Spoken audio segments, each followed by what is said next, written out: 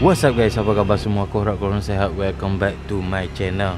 So, siapa yang belum kenal lagi aku Akif. Siapa yang belum subscribe, please subscribe dekat bawah.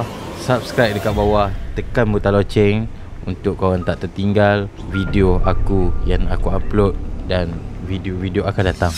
Okay guys, konten kali ini adalah konten kisah seram yang mana aku buat masa sekarang. Aku akan selang-selikan vlog dan kisah seram.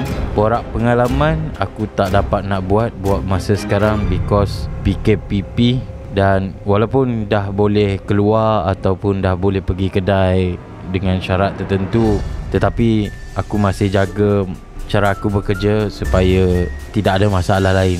Sebab bila nak buat syuting atau nak buat apa-apa dekat luar, kemungkinan aku kena ambil langkah berjaga-jaga yang lebih tinggi. So video kali ini adalah video kisah seram. Dan mungkin next video vlog dan kisah seram balik and vlog balik. And nanti aku akan bagi tahu bila aku buat borak pengalaman bandar ke bandar. Okay kan, video kali ni dia amat panjang. So aku buat 2 video. So ini adalah episod pertama dan akan datang episod kedua untuk kisah seram kali ini. Jadi korang tolong subscribe, tekan butang loceng supaya korang tak terlepas video kisah seram. Aku tak nak cakap panjang. Aku harap korang terhibur dengan kisah yang dikongsikan kali ini. Jom kita mulakan.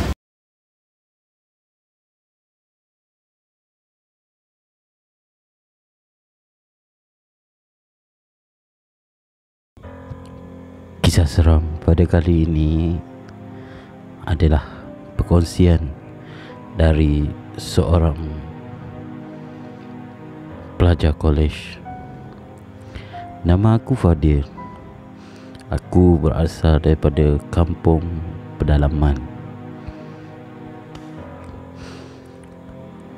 Aku masih bergelar pelajar dan aku masih belajar di sebuah kolej.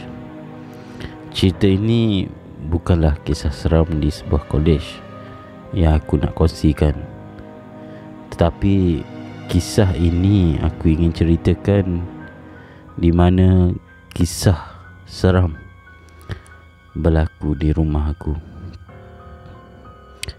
Kisah seram ini bermula pada satu masa aku ada cuti pertengahan semester di kolej aku. Lalu aku dan kawan-kawan aku ni bercadang untuk berkemah masa cuti semester ni. Kami semua berpakat dan buat keputusan bila sampai cuti tidaklah terus balik ke kampung masing-masing, malah terus ke tempat untuk kami bersukaria dengan kawan-kawan. Kami merancang cuti ni kami nak keluar sama-sama dan pergi satu tempat untuk kami berkemah atau berkelah. Jadi diringkaskan cerita, tiba waktu cuti semester, kami semua kemas-kemas barang dan bersiap nak bertolak pergi ke kawasan agak pedalaman jugalah. Kawasan macam orang cakap, kawan aku cakap ni air terjun dan bukit-bukit yang perlu kami lalui dahulu. Kawasan ni agak hujung pedalaman dan terpencil sikit, dan kami memerlukan hiking untuk masuk ke tempat air terjun tersebut. Kami juga buat keputusan untuk tidur dekat sana satu malam untuk tenangkan, untuk kami bermalam dekat sana, tenangkan diri dengan kawan-kawan dan duduk berkemah dengan kawan-kawan ramai-ramai untuk kami buat barbecue dan sebagainya. Bila kami sampai ke tempat tu, tempat yang cantik, sedap mata memandang. Bila ada air terjun, anak sungai, air mengalir, kami pun ambil keputusan untuk duduk di tepi-tepi anak sungai dan pasang kemah dekat situlah. Bila tiba masa malam hari, setelah kami selesai mandi, manda dan pasang kemah, macam kami rancang berkumpul ramai-ramai, dan malam tu kami buat barbecue. So mulalah hidupkan api dan duduk secara bulatan. Ramai-ramai kami berbual sambil tunggu barbecue kami siap masak. Aku pada malam ni macam biasalah, kemas-kemas barang, siapkan barang-barang untuk masak, and then kami sama-sama berbual cerita masing-masing. Selepas kami makan, dan kawan aku ni bermulalah nak kongsikan cerita kisah seram di situ. Pada mulanya kami ni tak nak dengar sangat, tapi dia nak kami dengar untuk hiburan katanya sebelum makan. Dan semasa kami makan-makan sama-sama, nak kami dengarlah cerita daripada dia. Jadi nak mulakan ceritanya dengan dia menyatakan dia pernah pergi satu tempat perkemahan, dan rakan-rakan masa mereka sedang dalam perkemahan tu, dia cerita, dia menceritakan dia pernah dirasuk dan ternampak Pontianak secara depan-depannya. Pada mulanya aku iakan apa yang dia ceritakan dan aku abaikan cerita dia. Aku pergi selepas aku sudah siap makan. Aku pun pergilah nak cuci bekas makanan aku ni tepi anak sungai. Aku pergi macam biasa, berjalan pergi ke tepi anak sungai dan aku cuci bekas makanan aku ni. Mula-mula aku rasa naik bulu roma aku secara tiba-tiba.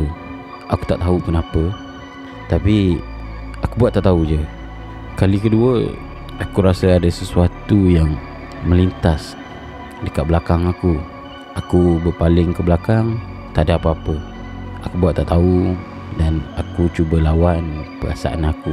Sebab dalam kepala aku teringat kawan aku, dia cakap dia pernah nampak Pontianak depan. Jadi aku terbayang lah. Jadi aku tak nak rasa diri aku ni takut.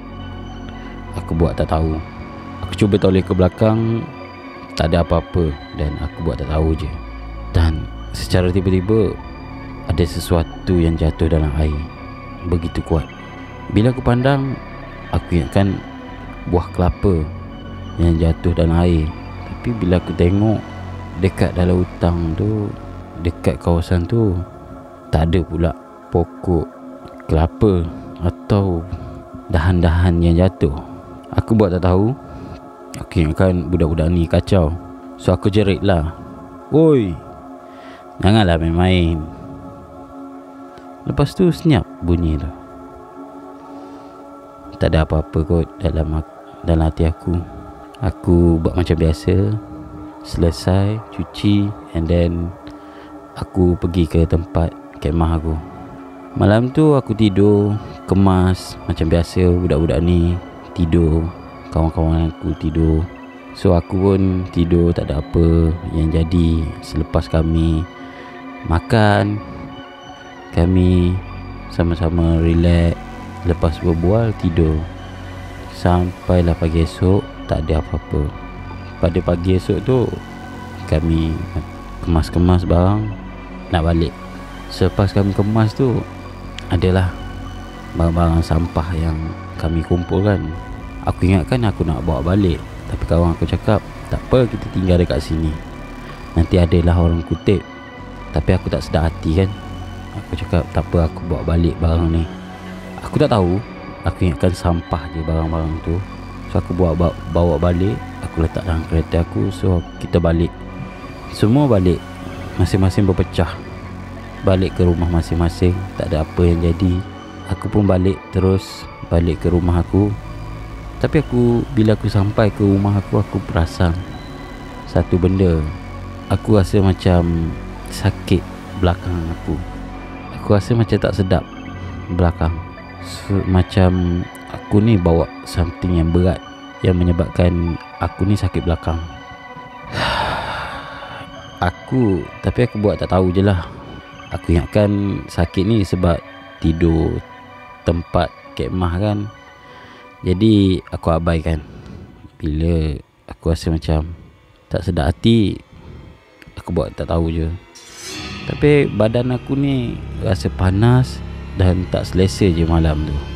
Malam mula-mula aku sampai dekat rumah aku, badan aku panas, aku rasa tak sedap hati. Tapi aku tak selesa. Aku sendiri tak tahu kenapa. Dan malam tu aku rasa panas sangat-sangat, walaupun kipas depan-depan aku. Aku rasa sakit perut, and aku pun nak pergi ke tandas lah. Rumah aku ni, aku nak bagi tahu sikit, aku ni orang kampung. Rumah aku ni agak kampung lagi lah. Tandas kita orang pun masih dekat luar. So aku perlu jalan sedikit pergi ke tempat tandas, yang mana tandas tu dekat luar rumah. Aku pun pergi, aku masuk dalam tandas. Selepas aku lepaskan hajat aku cuba buka pipe, and then air keluar macam biasa. Baru aku perasan satu benda, yang dalam baldi aku tu tak ada gayung. Aku pun buat tak tahu je. Alamak, aku fikir macam mana nak ambil gayung ni kan. So aku jerit nama abang aku. Along, tolong ambil gayung. Gayung tak ada lah dalam tandas. Dan aku bunyi macam, ya. Aku bunyi saut daripada, aku ingatkan Along aku. Jadi aku abaikan. And then ada orang ketuk pintu tandas aku, dan aku pun buka secara sedikit. Aku buka dan tangan yang menghulur gayung kepada aku. Aku terkejut. Aku tengok tangan tu lain macam, tapi aku buat tak tahu je. Aku ambil gayung tu dan aku tutup pintu. Aku selesaikan hajat aku dulu. Selepas aku selesaikan hajat aku keluar daripada tandas dan aku masuk dalam rumah. Aku pun lalu depan bilik abangku.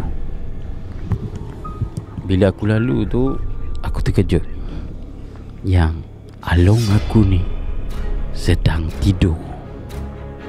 Mulalah aku rasa panik dan naik bulu roma aku. Aku dah mula terfikir, siapa yang hulurkan gayung pada aku ni?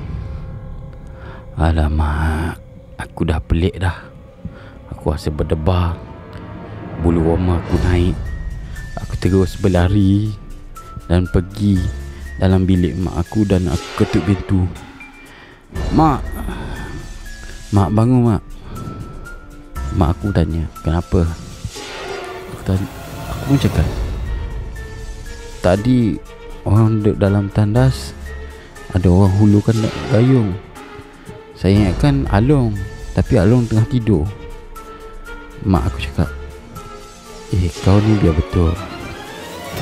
Aku terdiam kejap. Mak aku cakap, tak ada apa-apalah, kau tidur je. Bila aku masuk dalam bilik aku cuba tenangkan diri. Aku fikir balik apa benda kan.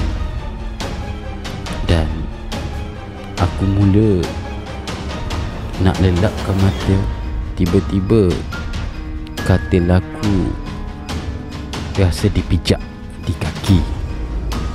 Dan bila aku toleh, alangkah terkejutnya aku ternampak separuh badan manusia yang menghulurkan gayung kepada aku sekali lagi. Aku terus jerit, Allahu Akbar.